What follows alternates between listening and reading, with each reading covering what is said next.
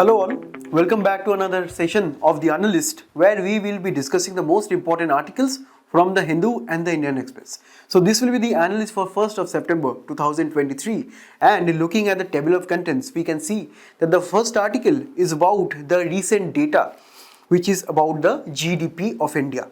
Then we will be looking at the indigenous nuclear plant in India and its details. Then we'll be looking at open network for digital commerce. Then we'll be looking at a special session of Parliament. And finally, we will be concluding the session with OCCRP and its allegations on the Adani group. So, before beginning the session, I want to tell you that the handout of this discussion is available in the description below. So, do definitely check it out for your own convenience. Okay, now discussing the very first article. It is about the quarterly GDP data that has been released by the NSO. And why this is important for our examination? Because in GS3, we have Indian economy and issues related to planning, mobilization of resources, growth, development and employment. And this is why it becomes very important. So, the context of this news is that the GDP growth in our first quarter is around 7.8%, and this is in our first quarter. Now, before understanding the reasons behind the growth, whether it is good or bad, let us understand the very basics. The very first basic I want to let you know that this quarterly data is actually released by a single organization in India that is known by the National Statistical Office. Now, this office is related to the statistics wing of the ministry. This ministry is Ministry of Statistics and Program Implementation. Herein, the government generally needs data on its GDP, on its sectors of say industry, services, agriculture. So, the government will be periodically conducting surveys, data information, and herein the NSO comes into the picture, which is the statistics wing of our MOSPI, which is this ministry. Under NSO we have Central Statistics Office, there is a computer division, and also the National Sample Survey Office. So the responsibilities of NSO are many, and we have to look at a few of them for our examination. The very first, which is in this case, is the releasing of quarterly GDP data, and they will be releasing them on the last working day of the second month after the reporting quarter. That means after the last working day it will be released, and that is why the quarter one data are out as of now, right? And this office will be also conducting the index of industrial production, that is popularly known as the IIP index, and this will be conducted every month and published every month. In addition, the economic census, which is on an all India level, is also conducted by this NSO. Then NSO also has liaison, or it will be reporting with various international statistical organizations. So these are all the international departments that they connect with. Finally, the most important task of the NSO is preparing the national product accounts, right? It will be creating the accounts, and it will be conducting surveys on that, and also government and private consumption expenditure. Then it will be looking at capital formation data, savings data, estimates of the total capital stock in India, then consumption of fixed capital in India. So we have to understand that NSO is capturing the data, right, with respect to these sectors. Then after these basics, we need to also look at what the terms GDP and GVA means. First, let us look at the term gross domestic product, which is popularly known as the GDP. Now, according to a method known as expenditure method, right? According to expenditure method, GDP is measured by the sum total of consumption that the people of India, right, does in its economic borders of India in a particular year. It is also calculating the sum total of investments by private people in India. Then it is also looking at the sum total of government expenditures in India. And finally, it is looking at the net exports. Net exports means the total of exports minus the total of imports in India in a particular period of time. And this time can be quarterly, this time can be yearly. So we are looking when at quarterly levels that sum total of all these expenditures that we have within the economic territory of India. So this is our GDP, and let me tell you, these are at market prices, right? Because the expenditure that we do on goods and services, we finally get them from the market. So this is from the market price perspective. Then looking at the gross value added, this means that, for example, take the example of a potato chips. Now, before making that potato chips, these chips was in the shape of a raw potato, right? This was actually grown by the farmer. Now, before this, the farmer needed seeds. So we can see that if I trace back a particular packet of chips back its value chain, we will be getting potato, we'll be getting seeds. Now we have to understand, from seeds we are adding value, and then we are getting a potato crop. From potato crop we are adding value, then we are getting a packet of chips. This value addition, right, happens over what? Happens over our factors of production.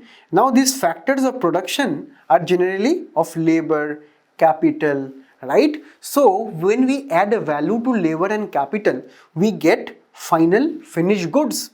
So in value addition of GDP, we are actually looking at all of the value additions in a particular chain of production.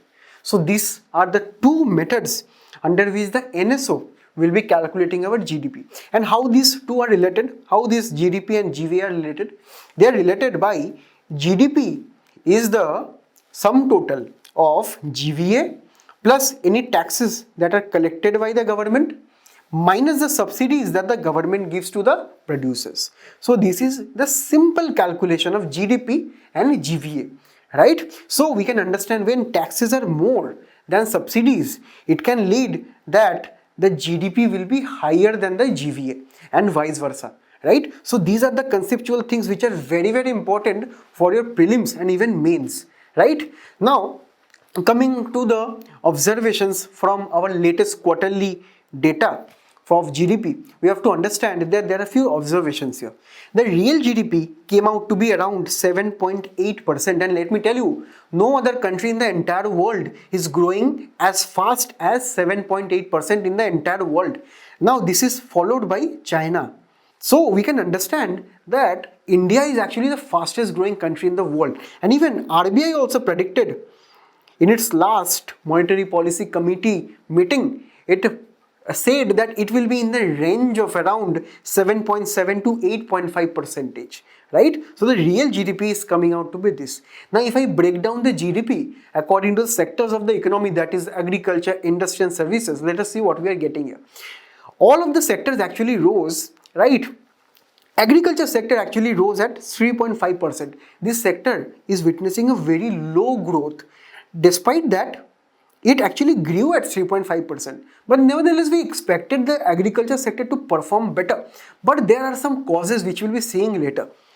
Then, manufacturing sector also decelerated to 4.7%. That means last year, it actually grew at more than 5%. Now this year, it is growing, but the pace of growth has reduced to around 4.7%, right? Then looking at services, this is the only bright spot, right? This is the bright spot of India, where the quarterly data of around 7.8 rise in GDP is mostly led by the services. Let us see, financial, real estate and professional services grew at 12.2%, which is a huge growth. Then gross value added from trade, hotels, transport, communication and services related to broadcasting, they all each rose 9.2%. Then GVA from public administration, defense and other services, right? And also the employment intensive construction sector, right? Construction sector also rose by 7.9%. So we can see the services alone tried to uplift India's GDP. Now, what are the reasons for say moderate growth in the agricultural sector and manufacturing sector? Now, according to Aditi Nair, who works at ICICI Bank as a chief economist, she says that it is slower than expected growth because India was poised to grow more. In proportion to that potential, we did not grow. Now, what are the reasons she cited? She cited that the manufacturing sector is kind of not, giving a huge amount of growth because due to various restrictions, right, the manufacturing sector is not able to perform, and this is hitting our exports directly because if our manufacturing sector is not improving, it is not increasing our exports. For example, some sectors such as electrical devices, smartphones, these are seeing increase in our manufacturing output. But some others, for example, say daily essentials, then automobile sector, these are not witnessing that amount of growth in manufacturing itself. So it is also leading to less exports, right? Then it is also, she is also telling that the construction sector, though it is growing, it is not seeing enough demand from the people. That means the real estate sector is also expected to say reduce in the near future. Then apart from this, some of the other reasons of some other economists cite that the effect of El Nino on monsoon is still there. For example, according to latest news, August actually saw one of the lowest rainfall in the last 5 years, 10 years in India. So we can see the effect of El Nino is also being witnessed, and it is also leading to fears of future inflation because we know as of now our Kharif season is going on and Kharif crops need rain, and if now at this point of time if we do not get enough rain for our Kharif crops, then the stocks, the supply of Kharif crops in the near future will be at peril. So there are fears of future inflation. Then the global headwinds. This is in the form of very low global demand because also we have seen in the case of China that China is witnessing a phase of deflation as of now, right? And also the global economy is also witnessing a slowdown. So, and also some parts of the world such as Gabon, such as Russia and Ukraine, these are embroiled in conflicts. So also less demand from there. So global headwinds are not in a favorable manner, and this will be impacting our exports. This will also impacting our exports, apart from the slowing manufacturing. Then the mining sector is also witnessing a lower output, right? This can be due to various environmental restrictions. This can be due to subdued global demand. So the weakness in mining sector is very much visible, and this can also lead to employment issues in particularly mining intensive states such as Jharkhand, right? So it can also be attributed to that. And finally, it is being opined by various economists that the upcoming general elections, right, this will be seeing more and more expenditures on the welfare schemes and programs at the cost of capital expenditure such as building more roads, right, bridges, infrastructure projects. So it is said that some kind of sacrifice will be seen in the case of capital expenditure, and we know that more capital expenditure leads to more GDP in the near future, right? So in most of the economists' view, it is said that this will suffer and this will further reduce the GDP in the next quarter. Now, we have seen the reasons. Now, what are the future projections ahead by some eminent people? This is a good growth number because he told the entire economy that, the global economy is not in a good phase. Even that from here, we are the fastest growing economy in the entire world. So this is not a bad number. Let us go ahead with this. Now, apart from that, CRISIL chief economist Dharmakirti Joshi actually had his own opinion. He said that growth in July-September will be moderated. That means this can reduce in the future because there are some signs of people reducing their consumption because they expect that in the near future there will be inflation, particularly in the food sector. So people from now only, they are kind of reducing their expenditure. And finally, for the rest of the year, he is telling that these are my recommendations. He said that the global headwinds will be even more severe, right? Even the IMF in the very beginning of this year, they have told that 2023 to 2024, some months, some period will be seeing recessions, and even it is being seen in Germany, it is being seen in China. So he said that the global headwinds will be more prominent going forward for the rest of the year. Then the RBI is also not very much eager to reduce its interest rates, or say repo rates, right? And this effect is kind of lagged, and this lagged effect will be seen in the rest of the year, and that is also going to reduce the overall demand in the economy, because if interest rates are high, people will be reluctant to consume more and more, businesses will be taking less and less loans, and employment generation will be hit reduction, and leading to reduction in the GDP, right? And finally, it is also not yet certain as to when the El Nino will be properly hitting India and the rest of the world, right? So dry weather conditions, and particularly even states like Karnataka, right, Maharashtra, they are holding their breath, right, and not declaring drought conditions yet. So there are dry weather conditions prevailing all throughout in some parts of India. It is also to be seen what happens in this arena, right? Now, looking at the second article, this is about a very important development in the Indian energy sector, where the largest indigenously developed nuclear plant unit has been successfully tested, right? And this is now running at its full capacity. Why this is important? Because in GS3 we have infrastructure, energy, ports, roads, airports, railways, etc. So from here we need to look at energy perspective. Now the context of this news is that India's first indigenously developed, right, 700 megawatt electric nuclear power at the Kakarapar Atomic Power Project. And this is a very significant operation. And let me tell you, this is not the first time India has generated, its indigenous power, but this is the largest one. This is the largest one, right? The first one actually was in Rajasthan. Now, this is the largest indigenous power plant, nuclear power plant in India. Now, before understanding the details, let us understand what nuclear power is all about, right? Nuclear power is nothing but the energy we obtain from splitting, right, atoms. Now, what kind of atoms? We are splitting enriched uranium. Now, you people must be knowing that uranium is a radioactive element, right? Now, it is very heavy, and that is why most often if we supply it with some external neutrons, right, it will be easily disintegrating.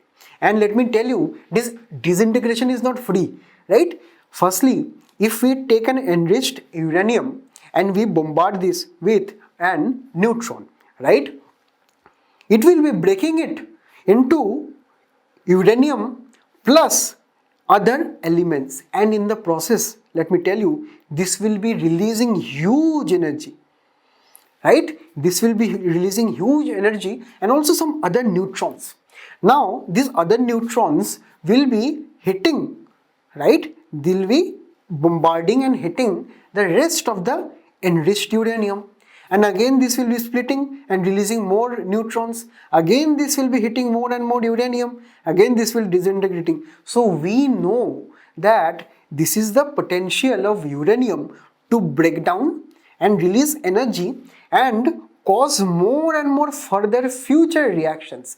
This is what we know as a chain reaction. And this is what helps uranium to become the most successful nuclear fuel, right? Uranium, enriched uranium, or say even natural uranium, can be easily used in nuclear power plants to generate energy and sustain a future chain reaction. Now, when we understood that we are getting a chain reaction from here, uranium, right, we also try to control it. And this control is generally done at a nuclear power plant. When we try to control it and when we successfully control it, we can call that as the critical, right? This is known as criticality of the nuclear power plant. When we control a particular chain reaction, when we successfully control. So to achieve criticality of any nuclear power plant, it is of super most important thing, and that is what we done yesterday, right? We have received, right? We got that criticality limit. Now let us understand briefly how nuclear power plant operates. Now in any nuclear power plant, there will be a nuclear reactor, right? This is the nuclear reactor. If you see in the place of 2, the number 2, we actually put in uranium, right? And it is here that we bombard the uranium with neutrons and it creates a chain reaction. Now I told this creates a thing known as criticality, right? Now we need to control the chain reaction, hence we need to achieve criticality, and that is why we use something known as control rods. Control rods do what? They try to absorb the excess neutrons, right? Suppose that when we have generated enough power, enough energy we have generated, we want right now for the reactor to cool down. When we want it to cool down, when we want the reaction to stop, we insert the control rods from above in the nuclear core reactor. Here it absorbs the neutrons and it stops the reaction. Okay, now say imagine a situation where the nuclear energy is being generated. Now how it actually converts into electrical energy, that is of importance. Now say when this nuclear core is sustaining a chain reaction, now it is releasing energy. Now this energy is in the form of light and in the form of heat. Now when this nuclear reactor will become heated, this will be passing on this heated temperature to the water, right? It is in the form of steam generator. The water is there in the generator in form of steam, and we know the steam is very, very active, right? It can drive the turbine which is there in this portion. It will be spinning the turbine, and this turbine will be connected to a generator, and this generator will be giving us the electricity, right? And we have often seen that there are tall towers in nuclear power plants, right? So these tall power plants are nothing but these are the coolants. So these are just the vents from where the hot steam actually goes out. This actually keeps the entire nuclear power plant very cool, right? So this is a very basic of how any nuclear power plant works. Now after we have understood how it works, let us look at India's nuclear program. Now we have to understand a very important thing, that to sustain a chain reaction we need uranium, and we understood that uranium is not abundant in India. What is available in India readily is thorium, especially towards the eastern coasts of India. In this region we have vast deposits of thorium, but thorium is not naturally radioactive, or say it is not naturally fissile, or say it is not naturally ready to be used as a nuclear fuel. So thorium is not easily acceptable. Now but our own great Indian scientist Homi J. Bhabha, he came up with a very clever plan. Since we do not have huge amount of uranium and we have to be dependent on the West to import uranium, we can use our existing thorium resources. How? So let us say we must be using some natural uranium, right? Let us use some of the uranium which we have initially. So this will be the stage 1 of our nuclear program. Here we will be using pressurized heavy water reactors. There are 3 kinds of reactors, right? Pressurized water reactors, boiling water reactors, and pressurized heavy water reactors. Now pressurized heavy water reactors only can do with natural uranium. It does not need enriched uranium, right? So let us use in the very first phase PHWR. So PHWR will be using our natural uranium, and here it will be depleting our uranium fuel, right? And it will be converting the uranium fuel into plutonium, correct? Now we will be using these waste, right, in our next stage. Now we will be using this waste along with the natural thorium which we have in our second stage, because thorium has a special power to actually convert to uranium under radioactive presence, right? So in these fueled fast breeder reactors, these fast breeder reactors actually do what? They convert the thorium into uranium, right? They convert the thorium into uranium 233 isotope. And here further, when we have created huge amounts of uranium from thorium, we will be moving on to stage 3. In stage 3, we will further continue adding more thorium, right? Here, we will be using fuel breeders, right? Which will be using the enriched thorium in the form of uranium from stage 2 and further more thorium and converting them into uranium 233, which can be further used back. This is the use of these fueled breeder reactors. So this is a very good way to go with a country, for a country who have very low uranium deposits. So India is actually following this 3-stage nuclear program, correct? Now let us see some of the places where nuclear power plants are actually located. So we can see most of them are located in central India, right? We can see there are some famous nuclear reactors such as Kakrapur, right? Then we have Tarapur nuclear reactors, then we have Jaitapur, then to the south we have Kundankulam, we have Kawada, we have Bhimpur, Haripur in West Bengal, right? So let us just have a cursory look at this total map, and we can have an idea where our nuclear power plants are located. We can see from the legend here that some are upcoming, some are already completed, some are undergoing their testing phases, right? So, and also one thing if we can observe from this, that we do not have any nuclear power plants in the Himalayan region. Why? Because these regions are earthquake prone, right? These are earthquake prone zones. Any earthquake can critically damage the nuclear power plants. That is what we have seen in Japan 2011 earthquakes, correct? Okay, now what this means for India, right? Since we have achieved this largest indigenous power plant, nuclear power plant, this means that this is a further fillip to India's progress in science and technology. We have seen that we have already successfully landed Chandrayaan 3 on the moon. We will be launching Aditya L1 in the coming days, and finally we have also achieved huge amount of criticality in our nuclear power plants. So this is a very good way to celebrate our success in science and technology. Then it is also following our Prime Minister's Panchamrit call, right? This Panchamrit call means that we need to achieve net zero by 2070. This means that we need to be heavily reliant on renewable energies, right? And not consume fossil fuels. We need to also, right, reduce the amount of carbon dioxide that we use in say fossil fuels such as petroleum. So we have to reduce those emissions also, and that is when we will be achieving our net zero ambitions. So this is also in pursuant with this. And finally we have an ambition of achieving 22,480 megawatt electric by 2031, and this is solely coming from nuclear power, right? And also if we can see the potential that India has, for example, right, since 2001 to 2020, India has kind of more or less remained stagnated, right?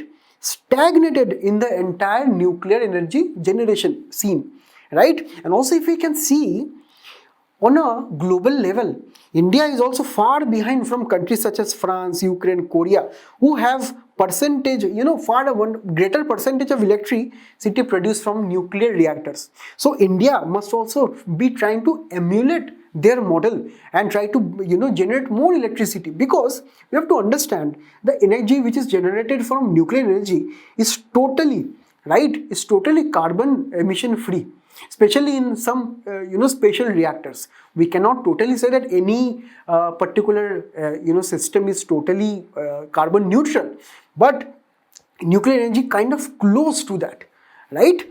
Now moving on to the next article, this is about ONDC. This means Open Network for Digital Commerce. Now why this is important? Because in GS3 again we have syllabus where we have to understand the industrial sector, and also we have some linkages with the e-commerce. So e-commerce becomes very important for us, and also there have been kind of previous year questions on the e-commerce industry in India. Now the context here is that the open network for digital commerce will be a very pivotal force for enhancing digital commerce in India, right? And this is according to what? This is according to a white paper released by Deloitte India. Now there are some private companies in Deloitte who conduct surveys in India, and according to their one of the latest white papers, they have said that ONDC framework will be proving a very successful program. Now to understand this, let us imagine you making a decision to buy a smartphone. So immediately we'll be opening your mobile, right, and opening the Flipkart or Amazon app. So you will be looking at the mobile phones there. But we have to understand that the people who are selling their mobile phone on the Amazon or Flipkart, they have to register with Amazon and Flipkart, or either one of them, right? And you as a consumer can get those only on these particular platforms, right? And we can see that most often, right, the registration process for sellers, the signing up process of for say consumers is kind of tedious, right? Now the government of India and some of the civil society has come up with an alternative. They are saying that we will be creating a digital public infrastructure. That means this infrastructure will be completely digital. This will be totally for the public, right? Now how? Let us understand. Now imagine a situation here. Imagine a situation where there are multiple sellers, like the local kirana stores right nearby our homes. There are e-commerce marketplaces such as Myntra, Swiggy, Zomato, Flipkart, right? Then there are also self-help groups. For example, say Lijjat Papad, right? Then there are some allied services such as say smartphone recharges, these kind of things, electricity bill payments. Then there are also small, micro MSMEs, right? Then handicraft industries. Then there are also farmers, right, on this digital platform.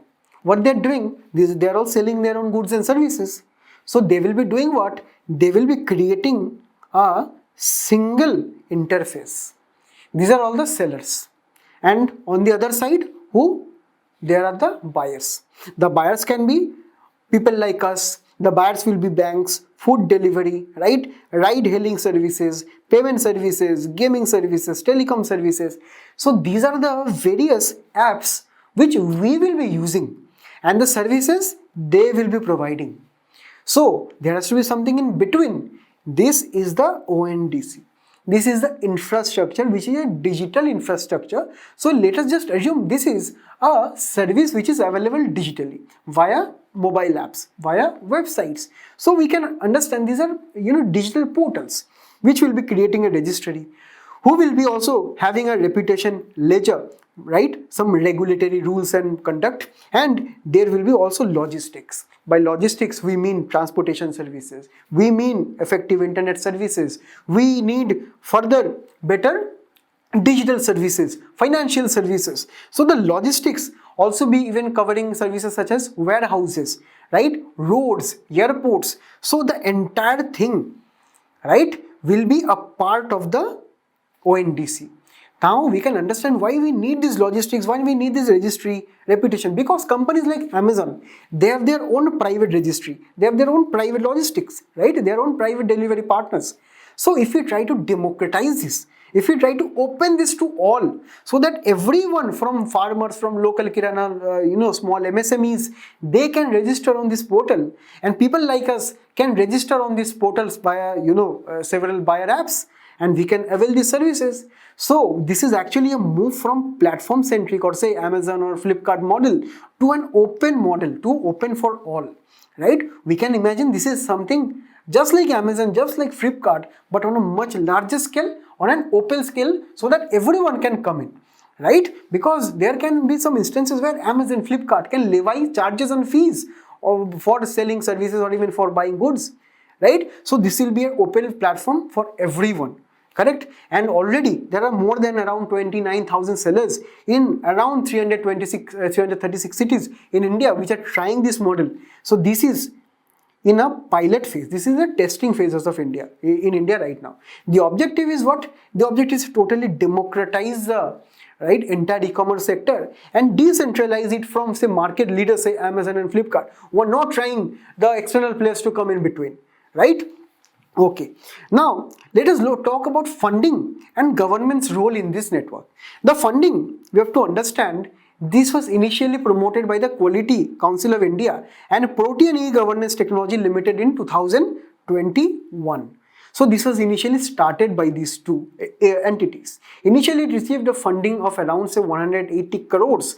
So this was actually funded by, say, some entrepreneurs, some banks, some civil society organizations. So they saw merit in this feature. They saw that such an open environment, open ecosystem, open digital ecosystem of goods and services can be helpful to all. Right? Then the government also tried to fund it. So we cannot say that government is entirely funding it. We have to understand that there are all sectors of the digital ecosystem which are kind of interested and it's funding them. This is just like the UPI ecosystem, as we have seen, right? But UPI was a system which was heavily dependent on government subsidies. But this is not trying to be that. This is actually trying to levy a small fee from the platforms, such as, say, from the APMCs, say from the farmers, say from the local kiranas. So they will be charging, say a monthly payment, for example, maybe 100 rupees, 200 rupees, because it is giving more in return. So why not charge a little fee, right? Okay. Now, to understand that what will be the government's role in it, it was initially endorsed by the DPIIT, or the Department of Promotion of Industry and Internal Trade, right? But it is not involved in its funding, correct? The government is only trying to light touch it. That means it is only trying to regulate it via minimal rules and minimum regulations, because this is a commercial system. Right? If we have too much of government interference, too much of government funding, it will be trying to break down the system, right? And we can understand from here that the board is consisting of representatives from banks, from the government, from independent industry and civil society members, right? And in addition to this, DPIIT is setting up a user council. User council will be again forming representatives from the network participants. Network participants means all these sellers and buyer application stakeholders. So they will be there, and they will also provide regular guidance, right? This user council will be kind of recommending things to the government, and this will be also acting as a liaison. This will be as an intermediary between the networks and the consumers, right? So the user council also is proposed to be a very effective one. Now you have to understand what are the benefits and challenges here. The benefit is that it is empowering whom? The consumers and the small enterprises, and even it is empowering the farmers of India. It is empowering the last commercial establishment, right? It will also encouraging startups, because startups can easily list their products on this ONDC. Then it will be streaming the value chains. It will be trying to transform the logistics, which is now privately held, right? Privately dominated by Flipkart and Amazon, right? This will be shifting the value chain and helping the Indian enterprises. Then it will be endorsing innovation, obviously. Finally, the agricultural front, for example, the farmer producer organizations, right? They can now move away from their mandis. They can now think of some innovation by listing their product on the ONDC. Right? And finally, the scalability is also a very big factor. The scalability represents that 4.3% of the retail commerce, right? It is actually listed on the e-commerce. So there is potential to expand these percentages more. So we can bring more and more stakeholders, more and more sellers in the system. But there are some challenges also. The challenges are the initial cost to set up this infrastructure, because we have to set up registry, we have to set up logistics, which will be taking some cost and time, right? Then there is also a matter of trust. How can the local kirana stores, how can the small MSMEs, the farmers trust in the ONDC if they do not see profit? So there is a need to spread awareness in this. There is also a question of adaptability, right? We have to understand that farmers who never sold their crop and produce online, they are being asked to sell their or list their enterprises online. So we have to adapt, right? So this adaptability comes with things like digital literacy, financial inclusion. So there also needs to, improve on these matters also. Okay, now the way ahead is to that we have to increase the awareness and the promotion of this particular network, right? We have to reduce gaps, right? Especially we have to reduce the funding gaps. We have to reduce the amount of digital illiteracy that some of the stakeholders in the system has. So we have to reduce those gaps, and finally we have to tap the potential. The potential is that, right, India's WinDC will be helping to grow India's e-commerce and digital consumption by $340 billion by 2030. Correct? Then it will be bringing the next 500 million consumers and 100 million sellers to trade online. So this is the potential. There is also scope to connect 80 to 90 million self-employed workers. Then around 6 to 7 times the MSMEs will be seeing their volumes increase. And finally, this will be leading to increase in farmers' incomes by 25 to 35% and a closer target to doubling their incomes, right? So we have to understand this is a huge potential that India will be having if entire ecosystem migrates online. Right? Now, let us understand the next article. It is about the special session that the government has, called for. This is a special session of the parliament that the government has called for, and the Union Minister of Parliamentary Affairs actually tweeted last night and said that a special session will be taking place. Now, let us understand the basics of a special session. According to Article 85 of the Constitution of India, the President of India has the power to convene a session, right? And there is no mention of any special session in the Constitution whatsoever, but the President can call a session according to Article 85, and this decision will be made by the Cabinet Committee on Parliamentary Affairs, in which there are 9 ministers as of now. So this decision will be conveyed to the President, and then the President will be calling a session, correct? And the quorum is around 1/10 of the strength of the house. For Rajya Sabha it is 25 members, and for Lok Sabha it is 55 members. That means there will be minimum of 25 and minimum of 55 for a special session, or for say any session of the parliament. That is the quorum. And they should be meeting at least twice a year, right? They should be missing at least twice a year. And that means the maximum gap cannot be more than 6 months in a particular year. Right? So for this session, we have to understand there is a minimum of 6 months. Then India does not have any fixed parliamentary calendar. What India does is that it follows it. It has a budget session. It has a monsoon session, which concluded just now, and it has a winter session.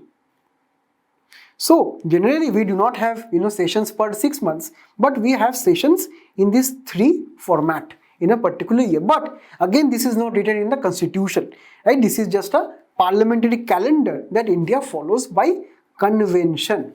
Okay. Now, what can be the reasons of this special session? Now, the government of India did not mention us any reason, but reasons can be that government can use these extra days to pass some important key bills that government is deliberating, such as the Uniform Civil Code, One Nation, One Election, right? Some bills related to women reservation and restoration of statehood for Jammu and Kashmir, which is a case which is ongoing in the Supreme Court of India as of now. Then it can also consider the insurance amendment bill. So it is not clear, it is just a speculation by some of the political circles. Then it can be also seen as the conclusion to G20, because this session will be held in the 3rd or 4th week of September.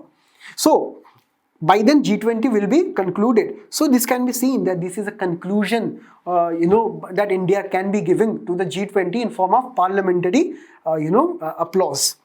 Then it can be also seen in the context of P20. P20 is a Parliamentary Convention 20, right? Where the global parliamentarians will be meeting in India in October. So it can be the thing that government will be prepping up its own members of parliament for the upcoming P20 that will be held in October, where parliamentarians all across the world will be coming to visit India, right? So it can be seen in this light, but yet the reasons are not clear yet. Now looking at the very last article, we have to understand that this is an issue which is going on for months, right? And here we are not concerned about the details of what are the allegations, why the things are like this, some political and some other dimensions. We have to understand, we have to pick up some terms which are relevant for our examination, specifically the prelims examination, which will be concerning our economics and social development, right? Okay, now here we have to understand that after Hindenburg allegations, the Organized Crime and Corruption Reporting Project, the OCCRP, has made some allegations allegations of stock manipulation against the Adani Group. Now let us understand what is the OCCRP. Now this will be very important case studies for your ethics. Here we can understand that we will be taking some examples of some international organizations, some bodies who are trying to do some good in the society. And let me tell you, the OCCRP was actually nominated for this year's Nobel Peace Prize because they are involved in some investigative journalism, specifically pertaining some very massive scales of financial fraud, political fraud, this kind of things. Here, this is actually funded by Sullivan and Paul Radu, who are investigative journalists, and they are actually not funded by any government, right? They are actually funded by both the government and both the, say, private sector, right? It was initially funded by the United Nations Democracy Fund, then Soros, Open Society Foundations actually also fund it. Soros is very big billionaire in the business circles. Then we have the Rockefeller Brothers Fund, which is funding them. Then also the US Department of State, then Ford Foundation. They are all the funds. They fund the operations. Their work is since 2009, after their foundation. Their works are more related to reporting around 400 official investigations. They have led to around 621 arrests all over the world, right? Then they have also led to 131 resignations of, say, important political people, government officials, right, private individuals, and around $10 billion plus in fines. So their investigations are very, very significant and very serious. Okay, they are kind of a very credible organization with respect to this. They generally collaborate with regional partners. Some of their partners were the Arab Reporters for Investigative Journalism. They are also a member of the Global Investigative Journalism Network as well, right? So we have to understand some of the high-profile probes before the Adani case was on Russia's oligarchs and even on Vladimir Putin. Right? Then the Panama Papers, which was very significant back some years in India, right, in which some celebrities, some government officials, some politicians were involved. They were also part of this Panama paper, where the International Consortium of Investigative Journalism actually took part here. So we have to understand this. They have kind of released some allegations on the Adani Group, and the allegations are about the stock price manipulation. Stock price manipulation are kind of ways of spreading false or misleading information about a company. That, for example, maybe a company is not seeing much more profits. They are the internal people. They are telling that the profits are all right, the management is all right. That means they provide false information to the board, to the public at large. So this leads to manipulation in the price of the stocks. Then they also engage in a series of transactions to make any security of the company, say this can be a dividend, this can be a share, right, this can be a bond of the company, appear more actively traded. For example, it can happen that the family members of this particular company, of any company, or say the government, or say the employees of this company, they try to buy more and more shares, buy more and more bonds. So this will be leading to what? Decrease in supply of the shares in the market. This will be artificially increasing the prices, so that people can see that the prices are increasing, the stocks are performing good. But again, these are stock manipulations that inside people do. And also, some amount of insider tradings are also involved here, right? Insider trading implies that some of the inside people, some high profile employee, some chairman, director of a particular company, they know exactly well how the company is performing, right? And they know that if the profits are going up, the shares prices next year will be going up. So what they do, they buy the shares from now on, or say they pass on this or convey the information to others, some few others, So this is not creating a very fair field for other investors also, right? So this is what is known as insider trading, and let me tell you, all these are frauds. All these are severe offenses, right? So the consequences will be that investors will be losing money. Market will be very less efficient because more and more frauds, stock manipulation, price manipulation, people will not be very much investing in these markets anymore. Then confidence finally will be eroded. Okay, now let me tell you a very important term that has come in this discussion of this particular issue, that is known as short selling. Now, to understand short selling, let us assume that, for example, if you are purchasing a share of company A, and you know by your own intuition, by your own genius, financial genius, that the prices will be falling in the future, right? So you know that the prices will be falling. So you will not be buying that bond or say share, right? See, if prices are falling, will you buy? No. So what you can do is something very clever. So say you are a short seller. You expect that the prices will be falling in the future, you know. So you will be contacting a broker who will be having the shares of company A whose prices will fall. So you tell that, let me borrow your stocks of company A. So please give me your stocks. I will be borrowing them. I will be not buying them. I will be borrowing them. Instead, I will be giving you some interest, for example. Now I have those stocks, but let me tell you, these stocks of company A, I have borrowed in huge numbers, right? In thousands and tens of thousands of numbers. So that when I will be having this with myself, which is in borrowed account, I will be selling this in the market, and when there will be too much supply of A's share, the prices of A's shares will be decreasing. So this will be actually leading to, reduction in prices. Now what I can do, since I have borrowed from my broker, so I have an obligation, I have a liability to pay it back. I can do what? I can buy the same shares at reduced prices in this stage. I can buy the same shares but at much reduced prices. For example, say I have bought the shares from the broker at 100 rupees per share. Now I have sold this share in the market in huge amounts that the cost is now 40 rupees.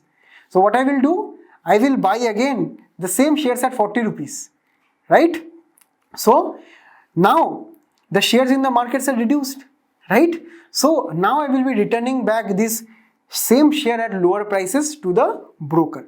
So in middle, I have made a profit. So this is what actually short selling is, right? So this is actually what it is known as short selling. Okay. So I thank you all for attending the discussion. This was all. I hope that you found the session very useful. So till then, we'll be meeting again. All the best. Thank you.